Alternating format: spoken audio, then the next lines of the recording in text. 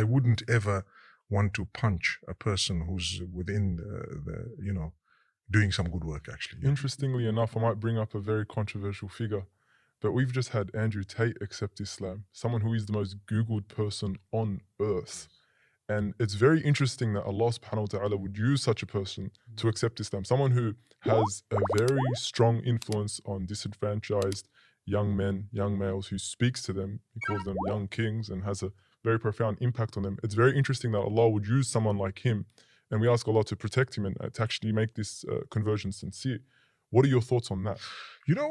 I'll be honest with you, as much as it might sound very strange, but I didn't really know who Andrew Tate was. Obviously, I'm busy in my field and so on. But then when the hype came, I obviously found out, and I checked him out, and I was very happy at the Shahada. Obviously, who wouldn't be? I mean, we're Muslimin and we're all excited, and we wish for everyone to be Muslim. Exactly. And mashallah, he seems like a very sincere brother, and he says what he feels. That means the hypocrisy factor doesn't seem to be there at all. In fact, it probably isn't, because he says it as he thinks. As he deems. That's how it comes across, alhamdulillah. So it's a good thing. And what I believe Islam would do for a brother like that is amazing. It would streamline his ideas, and actually, between misogynism and feminism, those are the terminologies that people use today. We have a beautiful Islam.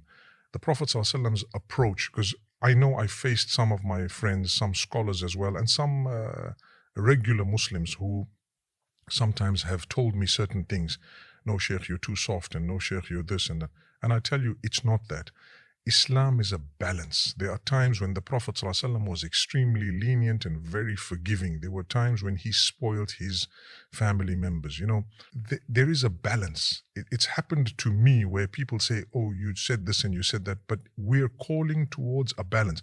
A man needs to know, and a woman, when to be lenient, when to be a little bit harder, when to be a bit harsh, when to forgive, when to hold things, and so on.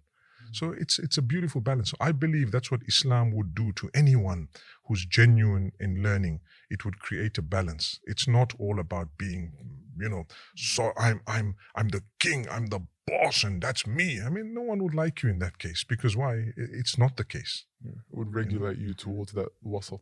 You need the middle path. You are a king, but if only you have a queen. There goes.